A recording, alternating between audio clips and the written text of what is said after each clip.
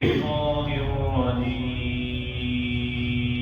أعوذ بالله من الشيطان الرجيم. بسم الله الرحمن الرحيم. بسم الله الرحمن الرحيم. متاع قليل متاع قليل ولهم ولهم عذاب أليم. عذاب أليم. جزاكم الله أحسن الجزاء في الدنيا والآخرة. متاع قليل، تھوڑا فائدہ ہے. وَلَهُمْ عَذَابٌ أَلِيمٌ، اور ان کے لیے درد دینے والا عذاب ہے. کل جو آیت الحمدللہ ہم نے پڑھی تھی، اس آیت میں اللہ سبحانہ و تعالیٰ نے بڑی وضاحت کے ساتھ بیان فرمایا کہ حلت اور حرمت کا جو اختیار ہے وہ صرف اور صرف اللہ سبحانہ و تعالیٰ کے پاس ہے، اور اللہ سبحانہ و تعالیٰ ہی شارع ہے. اور نبی کریم صلی اللہ علیہ وسلم کے اوپر اللہ تعالیٰ نے وحی کا نزول فرمایا، اور آپ صلی اللہ علیہ وسلم کی ذات کے علاوہ اللہ سبحانہ و تعالیٰ نے کسی دوسرے کے اوپر وحی کا نزول نہیں فرمایا. جن چیزوں کو اللہ تعالیٰ نے پیارے پیغمبر علیہ السلام کے اوپر وحی کے ذریعے نازل فرمایا، پیارے پیغمبر علیہ السلام نے ان چیزوں کو حلال فرمایا، جن کو حرام فرمایا ان کو حرام کر کے بیان فرما دیا. اور بعض لوگوں نے یہ باتیں کی جس طرح آج کے دور میں ہی باتیں کرتے ہیں کہ جس طرح یہ بحث ہے، قرآن اور حدیث میں اس کا ذکر نہیں ہے. ان لوگوں نے یہ باتیں کی کہ نعوذ باللہ قرآن اور حدیث یہ مکمل ذاتہ حیات نہیں ہے، اور ہمیں جدید دور کے تقاضوں کو پورا کرنے کے لیے کسی کے پیچھے چلنا پڑے گا. اور وہ ان چیزوں کو لوگوں میں عام کرنے کے لیے ایک دلیل یہ بھی دیتے ہیں کہ یہ جو بحث ہے اس کی علت کا ذکر قرآن اور حدیث میں نہیں ہے. ہمارے امام گزرے ہیں، انہوں نے بتلایا کہ یہ بحث حلال ہے، اس کے علاوہ ہمیں نہیں پتا چلتا. میرے بھائیوں، میں نے کل آپ کو ایک حدیث سنائی تھی جو صحیح مسلم میں ہے. پیارے پیغمبر علیہ السلام نے پیارے پیغمبر علیہ السلام نے ایک پیمانہ بیان فرمایا ہے. آپ نے فرمایا کہ اے میرے صحابہ، ہر وہ جانور کے ہر وہ پرندہ کے جو اپنے پنجے سے شکار کرے وہ حرام ہے. وہ کوا ہے، وہ چیل ہے، وہ عقاب ہے، وہ شکرا ہے، یہ جتنے بھی پرندے اپنے پنجے سے شکار کرنے والے ہیں وہ تمام کے تمام حرام ہیں. پھر اللہ کے نبی صلی اللہ علیہ وسلم نے ان جانوروں کے بارے میں بیان فرمایا جو چوپائے ہیں، زمین پر چلتے ہیں. آپ نے فرمایا جن کے یہ کچلی والے دانت ہیں، کتا ہے، بلی ہے، شیر ہے، ہاتھی ہے، یہ تمام کے تمام حرام ہیں. اور گدھے کے بارے میں واضح نص موجود ہے. خیبر کے موقع پر اللہ کے نبی صلی اللہ علیہ وسلم نے فرمایا تھا گھریلو گدھوں کا گوشت تمہارے اوپر حرام کیا جاتا ہے. اب آپ اس بھینس کی طرف آئے کہ بھینس نہ ہی تو اپنے پنجے سے شکار کرتی ہے، اور بھینس کے نہ ہی کچلی والے دانت ہیں، چپٹی والے دانت ہیں. اور اس بحث میں حرمت کی جو چیزیں اور جو نشانیاں اللہ کے نبی نے بیان فرمائی ہیں، ایک بھی نشانی اس میں موجود نہیں ہے. تو یہ بالکل حلال ہے. اور فتاوی دین الخالص جو عرب سے شائع ہوا الحمدللہ آج بھی موجود ہے.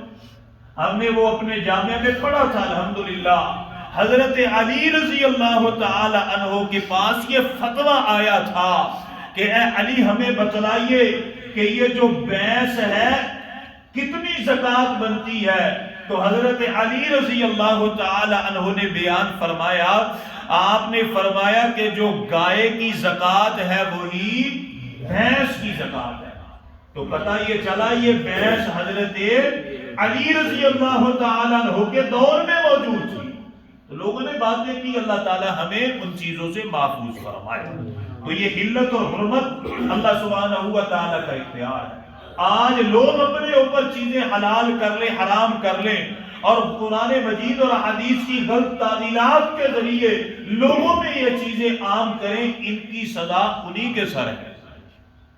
اور جو لوگ آنکھیں بند کر کے ان کے پیچھے چلنے والے، وہ بھی انہی کے پیچھے جائیں گے۔ یوم ندعو کل اناس بامامہم، جس نے جس کو امام پکڑا اسی کے پاس ہوگا، اور جس نے جناب محمد الرسول اللہ صلی اللہ علیہ وسلم کو امام پکڑا، انشاءاللہ قیامت کے دن وہ اللہ کے نبی کے ساتھ ہوگا۔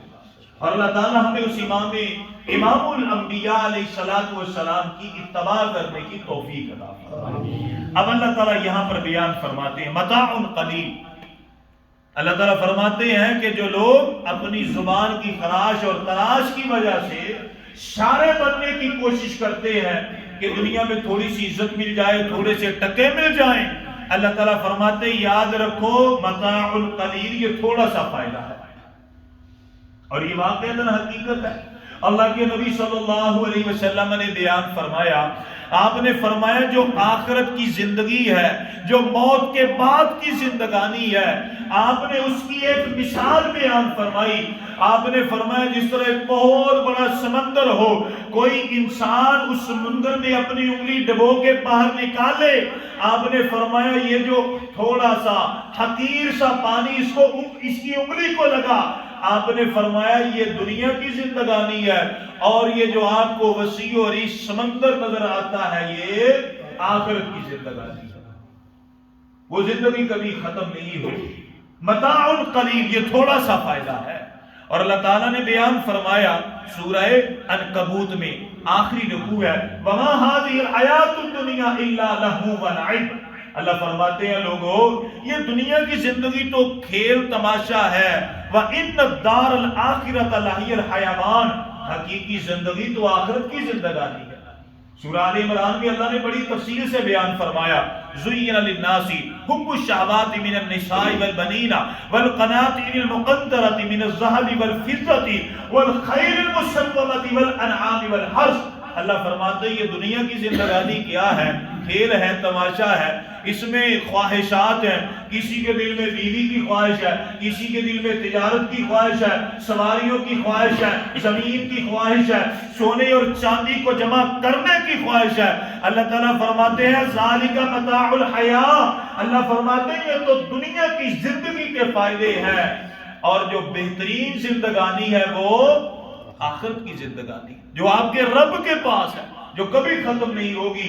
اللہ کے نبی صلی اللہ علیہ وسلم نے بیان فرمایا جب قیامت کا دن آئے گا نا، جنتی ایک طرف ہوں گے، جہنمی ایک طرف ہوں گے، بڑی معروف روایت ہے۔ آپ نے فرمایا ان کے درمیان ایک کالے رنگ کا مینڈا لایا جائے گا اور اسے ذبح کر دیا جائے گا، حکم الہی ہوگا۔ آپ کو پتا ہے جسے یہ ذبح کیا گیا کون ہے؟ اللہ تعالیٰ ہمیں نہیں پتا۔ اللہ تعالیٰ فرمائیں گے یہ موت ہے، آج کے دن موت کو ذبح کر دیا گیا، موت آ گئی، آج کے بعد کبھی کسی کو موت نہیں آئے گی۔ جو جہنم میں ہے وہ ہمیشہ رہیں گے، جو جنت میں ہے وہ ہمیشہ رہیں گے، وہاں پر موت نہیں آئے گی۔ اللہ تعالیٰ فرماتے ہیں متاع قلیل، تھوڑی سی زندگانی ہے، تھوڑے سے فائدے ہیں، وہ بڑی معروف روایت ہے۔ اللہ کے نبی صلی اللہ علیہ وسلم ایک بازار سے گزر رہے ہیں، وہاں پر آپ نے ایک مردہ بکری کا بچہ دیکھا کہ جس میں سے بدبو کے بھبوکے اٹھ رہے ہیں۔ اللہ کے نبی صلی اللہ علیہ وسلم نے فرمایا اے میرے صحابہ کون ہے جو مجھ سے یہ بکری کا بچہ 1 یا 2 درہم میں خریدے گا؟ اللہ کے نبی صلی اللہ علیہ وسلم یہ تو مردار ہے، بدبو آتی ہے، اسے تو کوئی مفت میں بھی نہیں خریدے گا۔ اللہ کے نبی صلی اللہ علیہ وسلم نے فرمایا جب قیامت کا دن آئے گا، وہ لوگ کہ جنہوں نے اس دنیا کے لیے اس آخرت کو تباہ و برباد کر دیا، ختم کر دیا، جب وہ آخرت میں انعام و اکرام دیکھیں گے وہ کہیں گے ہائے ہماری بدبختی، ہم نے اس مردہ بکری کے بچے جیسی دنیا کے لیے کیوں اپنی آخرت کو برباد کر دیا۔ وَلَهُمْ عَذَابٌ عَلِيمٌ، اور ان کے لیے دردناک عذاب ہے کہ جنہوں نے اپنی طرف سے باتیں بنا بنا کے لوگوں میں عام کی اور جو لوگ بھی ان کے پیچھے چلے۔ اور یہ بات یاد رکھیے، ایسے دل میں بات آئے گی حضرت جی کوئی مسئلہ نہیں ہے قبر کے، ایک بات یاد رکھیں جب آنکھیں بند ہوں گی اللہ قسم کوئی کسی کے کام نہیں آئے گا۔ یہ سب سے بڑی خطرناک بات ہے. جب آنکھیں بند ہوگی کوئی کسی کے کام نہیں آئے گا. یہ دنیا میں ایسے ہی رہ جائیں گے. بس جی میں تمہارا دوست، کوئی بات نہیں، شراب پی لو، وہاں پر جاؤ. لوگ اپنی دوستی میں، رشتہ داری میں، اپنے تعلقات میں اللہ کی بڑی نافرمانی کرتے ہیں. واللہ جب آنکھیں بند ہوگی کوئی کسی کے کام نہیں آئے گا. اللہ تعالیٰ نے قرآن مجید میں بیان فرمایا یوم یفر المرء من اخیہ وامہ وابیہ. یہاں پر تو یہ بھی جلدی ہوگی یار، جلدی جلدی دفناؤ یار، مہمانوں کو کھانا کھلانا ہے. اگر آج کی رات مہمان رہیں گے رات کہاں پر سلائیں گے؟ کھانے کا انتظام ہے. اگر مہمان رات رہیں گے رات کا بھی خرچہ، پھر صبح ناشتہ بھی کرانا پڑے گا یار، جلدی جلدی فارغ کرو. واللہ جتنی مرضی اولاد کو محبت ہو، کوئی بھی باپ فوت ہو جائے تو اولاد ایک رات بھی اپنے باپ کے ساتھ قبر میں نہیں گزارتی، کوئی بھی نہیں گزارتا. اللہ فرماتے وَلَهُمْ عَذَابٌ أَلِيمٌ، کوئی کسی کے کام نہیں آئے گا. اور اللہ کے نبی نے فرمایا کہ جب روح قبض ہوتی ہے وہ کہاں سے شروع ہوتی ہے؟ پاؤں کی طرف سے. پاؤں کی طرف سے روح نکلتی ہے تاکہ انسان اپنی بے بسی کا تماشا اپنی آنکھوں سے دیکھے. پھر وہ قبر کے سلسلے، وہ میدان معاشر کے سلسلے. وَلَهُمْ عَذَابٌ أَلِيمٌ، درد دینے والا عذاب ان کے لیے. آئیں میرے بھائیوں، جس طرح آج ہم بیٹھے ہیں اللہ سبحانہ و تعالی سے دعا ہے اللہ تعالیٰ اسی طرح ہمیں دین کے لیے جمع ہونے کی توفیق عطا فرمائے.